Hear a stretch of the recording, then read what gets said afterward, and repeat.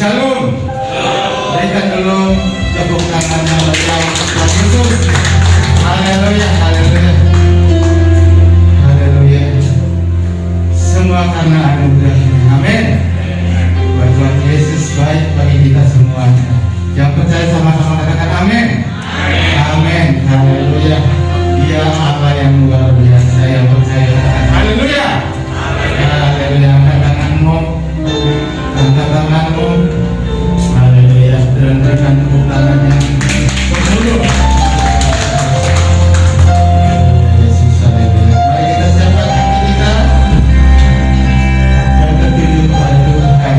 Kita boleh memuji, menyembah Dia pada pada saat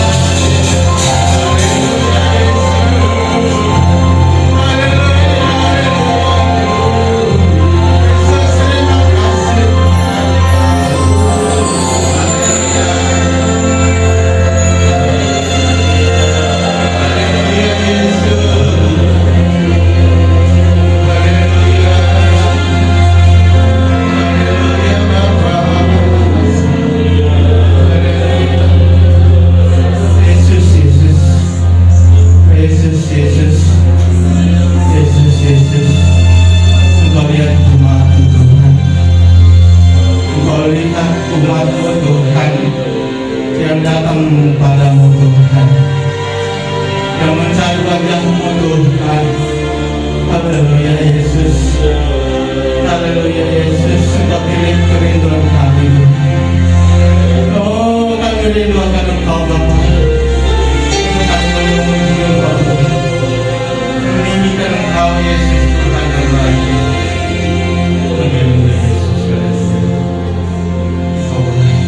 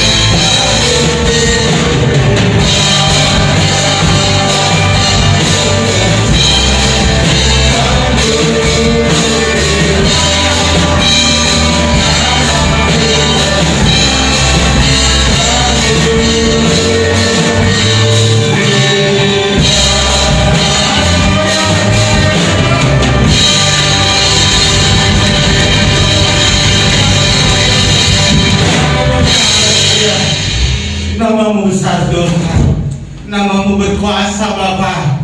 Haleluya. Semua orang yang menyebut nama Tuhan, mujizat ada, mujizat terjadi, kuasa Allah bekerja. Terima kasih Tuhan, terima kasih Yesus di pagi yang indah ini Tuhan, di mana hari Sabat ini Tuhan, hari yang Kau berikan kami untuk memuji menyembah Tuhan. Kami berhenti dari segala aktivitas kami Tuhan untuk datang kepada Tuhan, memuliakan Tuhan dalam ibadah raya kami pada pagi hari ini. Tetapi kami Allah yang hadir Tuhan, Engkau tahu kerinduan kami Bapa, untuk kami boleh memandang-Mu Tuhan, merasakan jamahan-Mu Roh Kudus memenuhi setiap hati kami. Terpujilah Engkau ya Allah yang hidup, Allah yang berkuasa, Allah yang bangkit untuk menyatakan kemenangan bagi setiap kami. Haleluya Yesus, haleluya, haleluya. Semua kita yang percaya berkata amin. Berikan dulu tepuk tangan.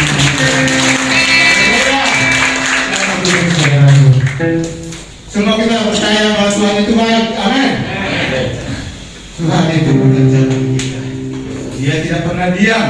Dia senantiasa melakukan hal-hal besar dalam hidup kita. Amin. Haleluya. Kita angkat pujian kita.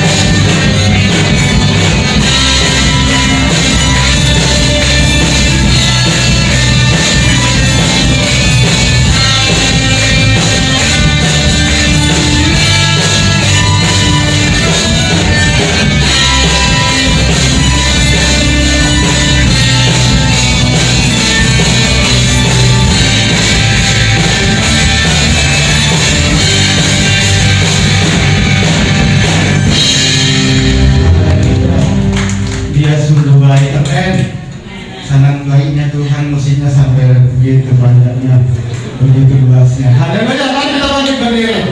Lebih lagi kita memuji Tuhan. Amin. Haleluya. Kita buat musim sungguh kuat pada hari ini. Kita katakan masuk.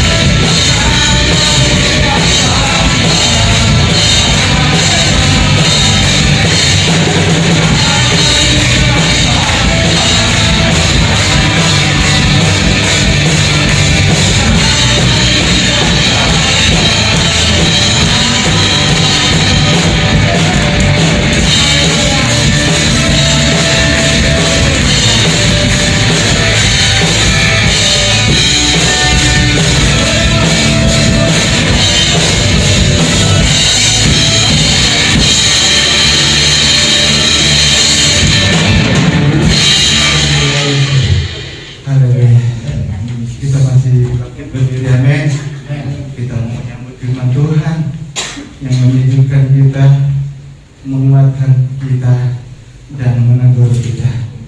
Biarlah bejana-bejana kita pada hari ini boleh dipenuhi oleh airnya Tuhan, air yang dari Roh Kudus.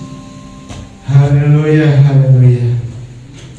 Yesus, Engkau baik Tuhan, Engkau berkuasa atas hidup kami.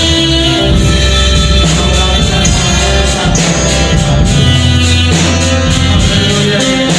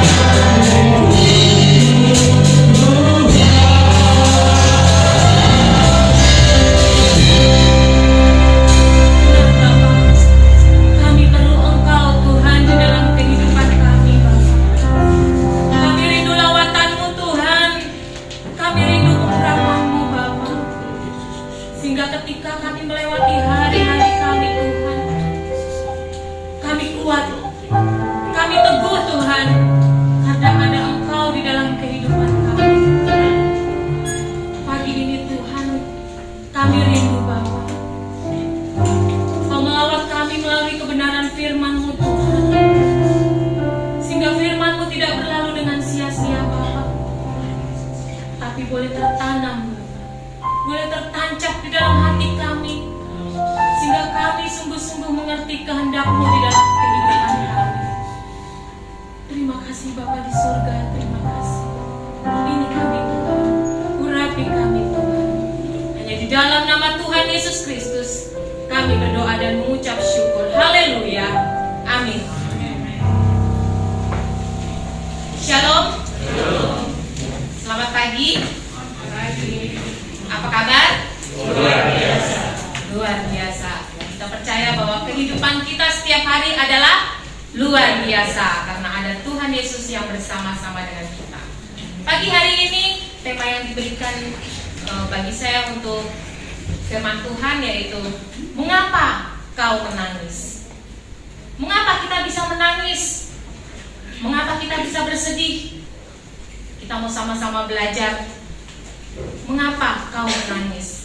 Kita buka bersama-sama dari Yohanes 20 ayat 11 sampai 18. Yohanes 20 ayat 11 sampai 18. Demikian firman Tuhan. Tetapi Maria berdiri dekat kubur itu dan menangis. Sambil menangis, ia menjenguk ke dalam kubur itu, dan tampaklah olehnya dua orang malaikat berpakaian putih, yang seorang duduk di sebelah kepala dan yang lain di sebelah kaki di tempat mayat Yesus berbaring. Kata malaikat-malaikat itu kepadanya, "Ibu, mengapa engkau menangis?" Jawab Maria kepada mereka, "Tuhanku telah diambil orang, dan aku tidak tahu di mana ia diletakkan." Sesudah berkata demikian, ia menoleh ke belakang dan melihat Yesus berdiri di situ, tetapi ia tidak tahu bahwa itu adalah Yesus. Kata Yesus kepadanya, "Ibu, mengapa engkau menangis?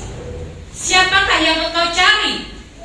Maria menyangka orang itu adalah penunggu taman, lalu berkata kepadanya, "Tuan, jikalau Tuan yang mengambil dia, katakanlah kepadaku di mana Tuan meletakkan dia, supaya aku dapat mengambilnya."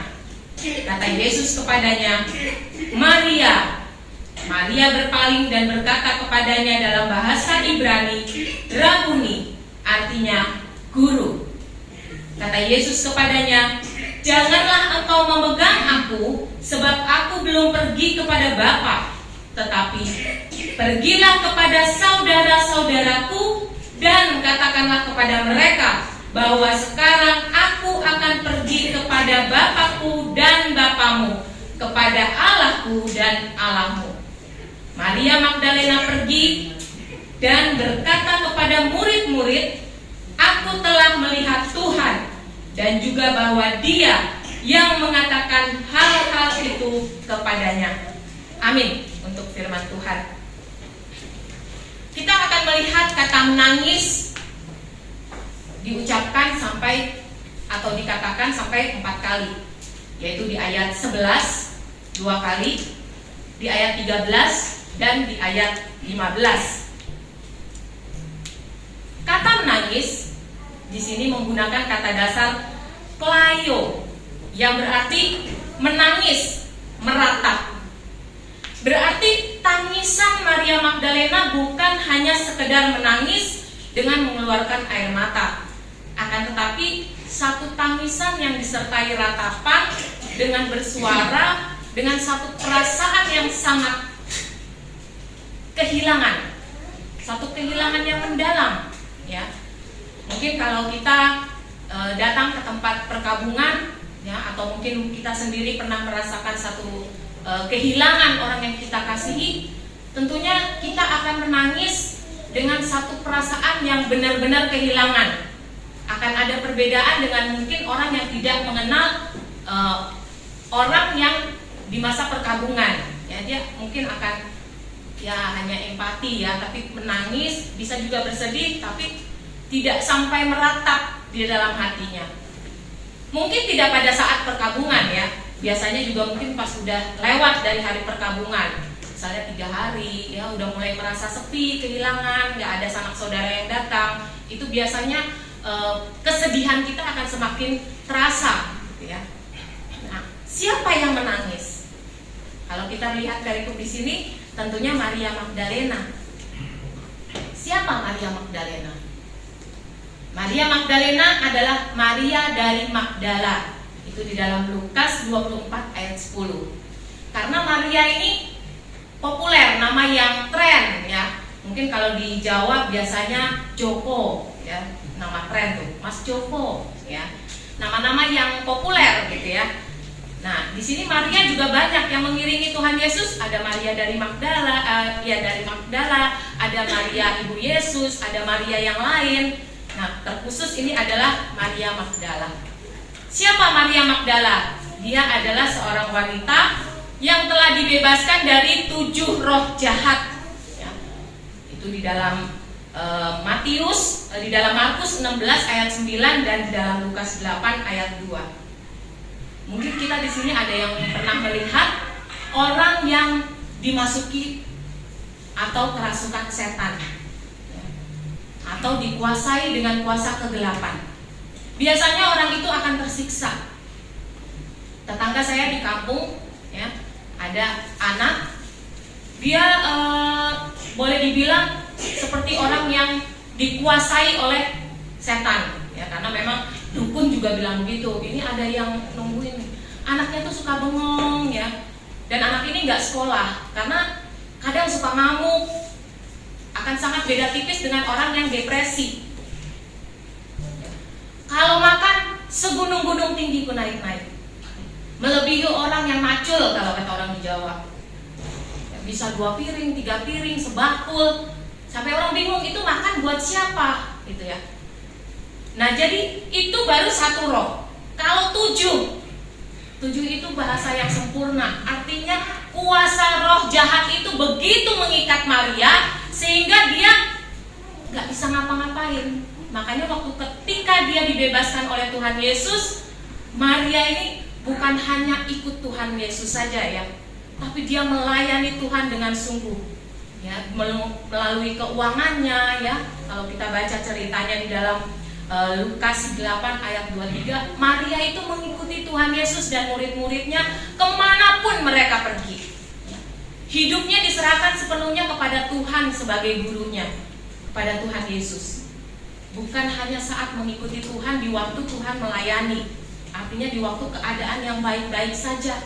Tetapi Maria mengikuti Tuhan Yesus sampai ketika Tuhan Yesus diadili, Tuhan Yesus disiksa, ya, jalan mengikuti perjalanan Tuhan Yesus sampai di Bukit Golgota, bahkan mati, bahkan sampai ikut di dalam penguburannya. Jadi betapa Maria adalah sosok yang luar biasa, sehingga Tuhan menampakkan diri kepadanya sebagai saksi yang pertama. Alkitab mencatat di dalam Matius, Markus, Lukas, dan Yohanes, ya, Injil sinopsis, semua mencatat bahwa Maria Magdalena adalah wanita yang pergi pagi-pagi benar untuk melihat kubur Tuhan Yesus, dan dia melihat Tuhan Yesus pada kebangkitan Tuhan. Orang yang pertama kali melihat, sungguh luar biasa. Lalu mengapa Maria Magdalena ini menangis? Ya. Yang pertama, karena Maria sangat mengasihi Tuhan Yesus. Maria sangat mencintai Tuhan Yesus. Tadi saya sudah katakan di awal ya, biasa kalau orang yang paling kita sayangi, kita cintai, meninggalkan kita, kita tentunya akan bersedih. Kita tentunya akan menangis. Bahkan mungkin kita akan meratap. Gak mungkin kita akan senang kalau orang yang kita kasihi meninggalkan kita. Demikian juga Maria, ia adalah orang yang mengasihi Tuhan. Ini dapat dilihat dari apa? Dapat dilihat dari pengorbanannya. Kalau kita lihat di dalam Yohanes 20 ayat 1, pagi-pagi benar pengorbanan Maria dalam hal waktu. Pagi-pagi benar Maria sudah datang ke kubur Yesus, menyediakan waktu. Itu biasanya susah ya bagi kita. Terkadang ada suami yang kerja terus sampai susah punya waktu. Jangankan untuk Tuhan, untuk istrinya aja susah. Itu dari segi waktu. Menyediakan waktu-waktu untuk berdoa. Ketika kita harus bangun pagi, rasanya matanya berat sekali buat melek. Itu menyediakan waktu. Maria mau berkorban. Dari segi apa? Dia mengorbankan dengan membeli rempah-rempah. Itu di dalam Markus 16 ayat 1. Bahwa wanita atau ada Maria, ibu Yesus ya. Mereka ketika akan ke kubur, mereka bersiap dengan rempah-rempah. Dan rempah-rempah ini harus dibeli. Fungsinya buat meminyaki tubuh Yesus, untuk merempah-rempahi. Supaya apa? Supaya tubuhnya tidak cepat rusak dan tidak berbau ya, karena ini kan jasad ya. Kalau didiamkan lama tentunya akan berbau. Kalau zaman dulu kan belum ada formalin, jadi menggunakan rempah-rempah dicampur dengan minyak-minyak. Nah, ini harus beli, ada pengorbanan uang. Maria mengasihi Tuhan dengan dia berkorban, baik itu waktu, tenaga, juga uang. Coba ya kalau orang masih pacaran ya, coba di flashback yang bapak-bapak, ibu-ibu ya, pasti akan mau berkorban. Ya, anak-anak muda juga mungkin yang saat ini yang lagi PDKT ya, dia pasti berkorban waktu ya. Malam minggu ngapel, ditelepon pacarnya, ayo dong kita mau pergi ke sini, buru-buru datang. Pengorbanan waktu dan tenaga. Belum lagi kalau pacarnya minta beli es krim ya, mesti keluar duit. Berarti apa? Orang yang mengasihi, orang yang mencintai seseorang, terlebih kepada Tuhan, pasti mau berkorban bagi orang yang sangat dicintainya. Benar? Ada amin? Selanjutnya, orang yang mengasihi Tuhan ya, seperti Maria, adalah orang yang peduli. Maria peduli terhadap Tuhan Yesus, sehingga ia mengiring Tuhan bukan ketika Tuhan Yesus hanya pada saat melayani, tetapi ketika Tuhan masuk di dalam penderitaan ya. Dia begitu mengasihi Tuhan dengan peduli, dengan setia. Ada kesetiaan di dalamnya.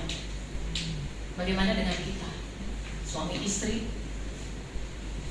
Kalau kemarin dengar teman cerita, giliran saya senang, istri senang. Giliran sekarang saya susah, istri pergi meninggalkan saya. Saya mau ikut sama mertua, gak dibolehin. Karena katanya dulu saya lumayan lah istilahnya berada gitu. Kok pulang ke rumah mertua dalam keadaan susah. Sedih dengarnya. Gak ada, mudah-mudahan di sini gak ada ya. Jadi jangan abang ada uang, abang sayang, gak ada uang, abang tendang. Itu orang dunia ya. Kalau di dalam Tuhan gak ada. Dalam keadaan apapun kita peduli dengan suami, dengan istri, dengan anak-anak kita, dengan mantu kita, dengan cucu kita. Kalau kita benar-benar mengasihi, kita akan peduli. Ada kesetiaan di dalamnya. Selanjutnya, orang yang mengasihi, seperti Maria yang mengasihi, ia peduli terhadap jasad Tuhan Yesus. Itu di dalam ayat 15 ketika dia berkata kepada malaikat-malaikat Tuhan bahwa dia akan mengambil jasad Tuhan Yesus kalau tahu tempatnya di mana. Kenapa? Ya, secara sosiologi pada zaman dulu, jasad itu sesuatu yang penting, identik dengan orang tersebut, apalagi orang yang terkenal. Mengapa? Karena jasad ini bisa disalahgunakan. Biasanya nanti akan dipenggal kepalanya, lalu kepalanya itu akan ditaruh di tempat yang umum, artinya tempat umum, digantung atau istilahnya ditancepin ya di gerbang-gerbang gitu, supaya diolok-olok, dipermalukan. Itu sosiologi yang ada pada masa itu. Makanya Maria begitu mempedulikan jasad Tuhan Yesus. Walaupun Maria lupa bahwa Tuhan Yesus sudah katakan dia akan bangkit. Tapi dari sisi sosiologi, tubuh jasad orang yang boleh dikatakan terkenal, penting, itu jasad adalah sesuatu hal yang berharga. Jadi bukan udah meninggal ya udah, enggak. Makanya kalau kayak film-film kolosal, kalau berperang, ketika pemimpinnya meninggal, apa yang dilakukan di medan peperangan? Kepalanya dipenggal, kepalanya dibawa ke kota, lalu digantung di tengah kota, lalu disiarkan kepada seluruh masyarakat. Jadi Maria ini begitu peduli dengan jasad Tuhan Yesus. Bagaimana dengan kita? Nah, apakah kita mengasihi orang-orang yang kita cintai? Kita peduli dengan mereka. Orang yang mengasihi Tuhan seperti Maria juga akan melakukan apa yang diperintahkan. Gak heran kalau anak sedang berpacaran, boleh dibilang seperti kerbau dicucuk hidungnya. Hayu aja disuruh pacaran begini, A mau, disuruh begini B mau, ya. Jangankan pacar, ada juga temen, walaupun suami ya sebagai kepala rumah tangga, disuruh istrinya A, B, C, D, didikte. Dinyatakan kenapa? Saya sangat sayang sama istri saya. Jadi walaupun dia ngomong A, B, C, D, saya akan ngikutin. Itulah orang yang mencintai. Demikian juga Maria. Dia melakukan apa yang diperintahkan Tuhan. Kalau kita lihat di dalam ayat 17 dan ayat 18, di mana Tuhan Yesus mengatakan kepada Maria, "Pergi dan katakanlah kepada saudara-saudaraku." Lalu di dalam ayat yang ke-18-nya, Maria Magdalena pergi dan berkata kepada murid-muridnya. Artinya di sini murid-murid Tuhan Yesus. Di sini Maria taat akan perintah Tuhan. Apa yang Tuhan suruh untuk dia katakan, dia kerjakan. Dia mau bersaksi tentang kebangkitan Tuhan Yesus kepada murid-murid. Betapa luar biasanya. Bagaimana dengan kita? Bisakah kita melakukan apa yang diperintahkan Tuhan di dalam kehidupan kita? Selanjutnya Maria Magdalena mengapa menangis? Ya. Mengapa bisa menangis?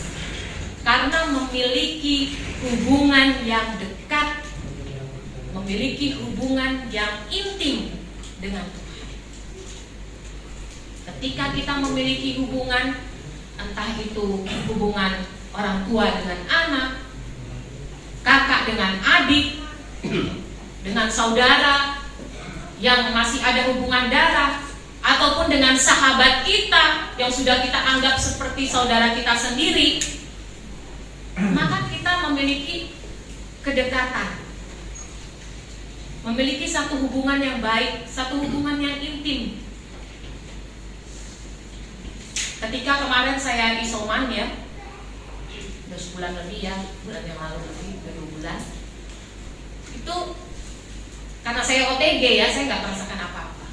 Saya mengatakan bahwa oh iya, mungkin ini waktunya saya untuk lebih dekat dengan Tuhan, merasakan hubungan dengan Tuhan.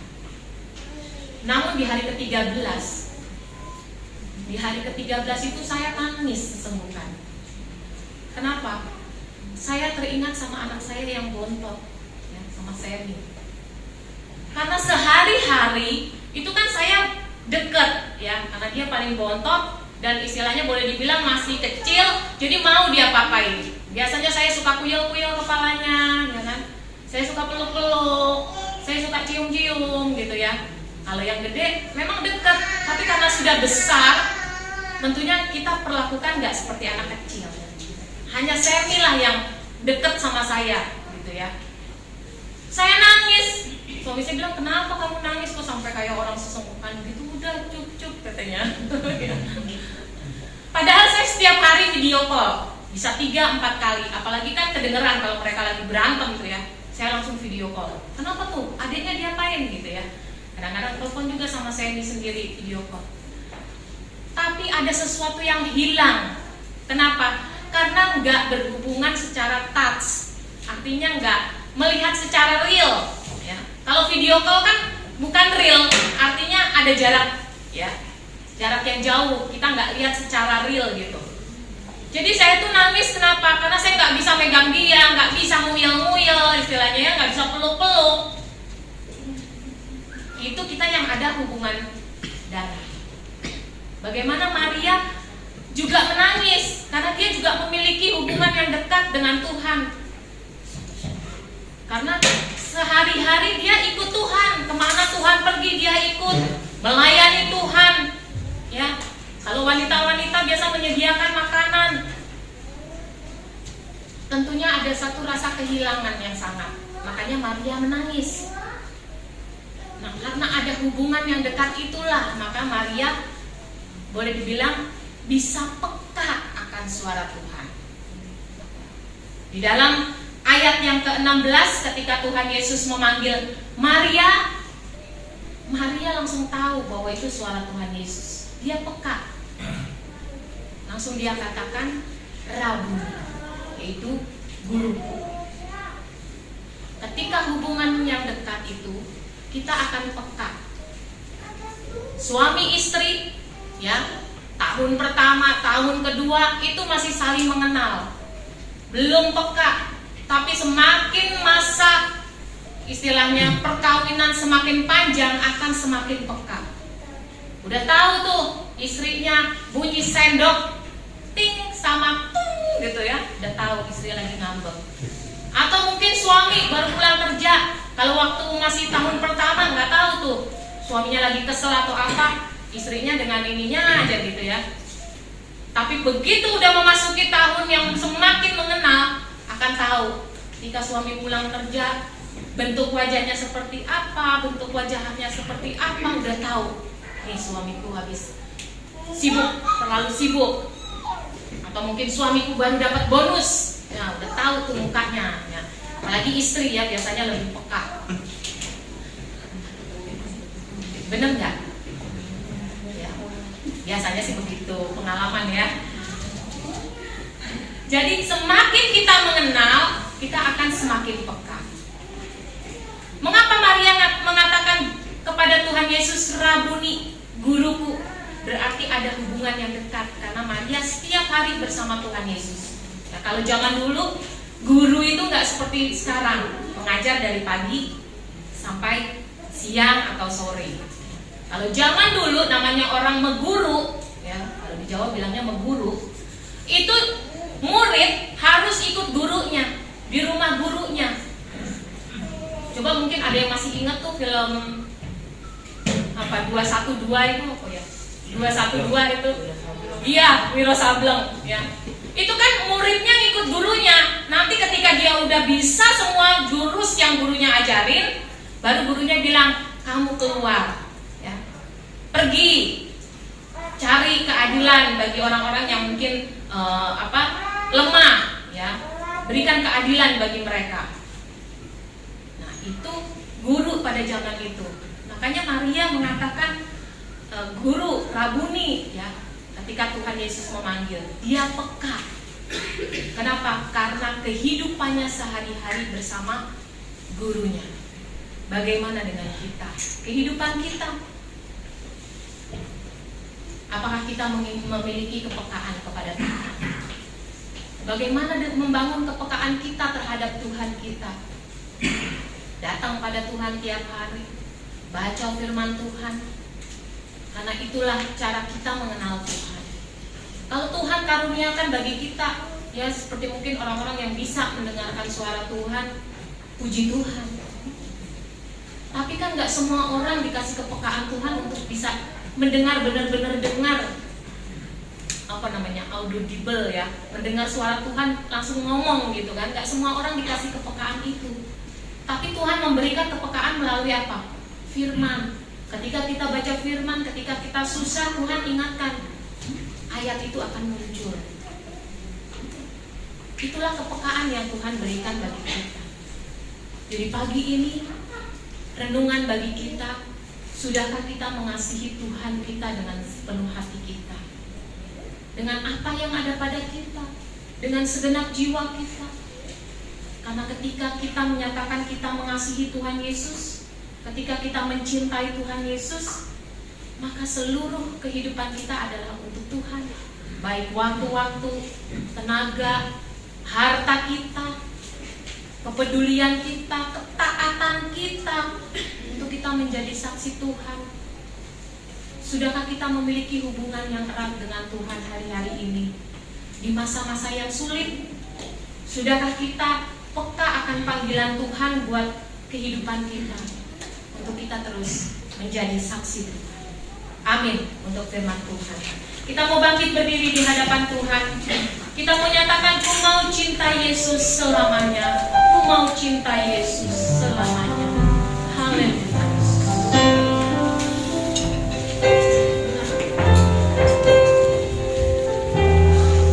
Haleluya. Terima kasih. Ku mau cinta Yesus selamanya. Ku mau cinta Yesus selamanya. Meskipun badai silih berganti dalam hidupku, ku tetap cinta Yesus selamanya. Nyatakan dengan sungguh, ku mau cinta Yesus. Haleluya.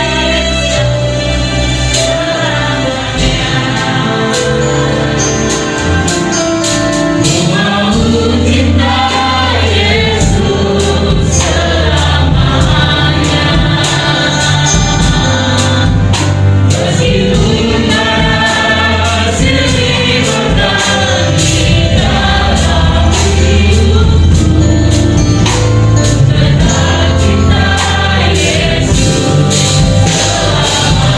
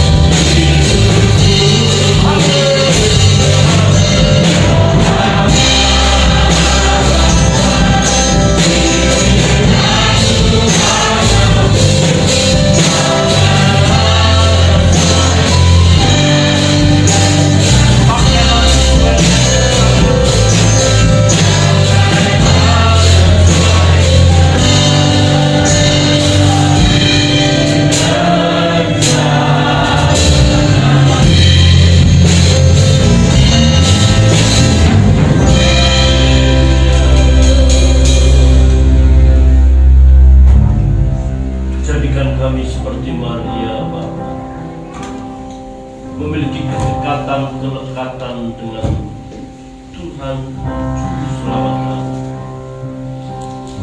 sehingga kami memiliki sikap kehidupan yang peduli, sikap kehidupan yang mau berkorban, baik tenaga, waktu, dana, dan daya. Biarlah melalui firman-Mu kami boleh mengintrospeksi diri kami. Apakah kami seperti Maria pada masa kini? Bapa, terima kasih meteraikan kebenaran firman-Mu dalam hidup kami. Berkati hamba-Mu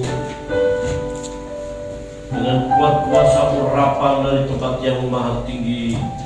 Berkati Ibu Eva dan hikmat marifat untuk menjadi berkat dalam pelayanan di tempat ini menurut Villa. Suami dan anak-anaknya diberkati Tuhan dan rumah tangganya menjadi berkat. Nama Tuhan saja yang ditinggikan. Terpujilah namamu Bapa. Berkati seluruh jemaatku yang hadir pada pagi hari ini. Hamba-Mu tidak mengerti kesulitan masalah yang mereka hadapi, baik dalam pekerjaan, keuangan, rumah tangga yang mereka hadapi. Yang kami percaya, yang kami tahu Allah tidak pernah meninggalkan kami, sebab Dia mati, dikubur dan bangkit di antara orang mati. Dia hidup dan memberikan pengharapan yang baru. Yang lemah Tuhan beri kekuatan, yang sakit Tuhan sembuhkan di dalam nama Yesus Kristus. Yang sampai saat ini belum mendapat pekerjaan, Tuhan akan memberikan pekerjaan. Bapa, kami percaya Tuhan memberkati kami sekalian. Mata pencarian umat-Mu diberkati Tuhan, dan roda kehidupan ekonomi umat-Mu semakin membaik untuk menjadi berkat bagi pelayanan di tempat ini. Terpujilah nama-Mu Tuhan. Hamba-Mu Ibu Pendeta Vivian yang tidak hadir bersama kami karena pelayanan, Tuhan memberkati dengan kuasa urapan dan hikmat Allah, dan nama Tuhan dipermuliakan. Bapak, terima kasih. Berkati lingkungan kami Tuhan, keberadaan kami menjadi berkat bagi mereka, dan nama Tuhan dipermuliakan.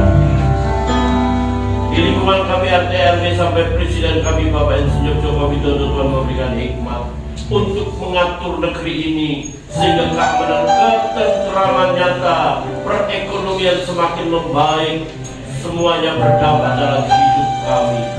Bapak, terima kasih.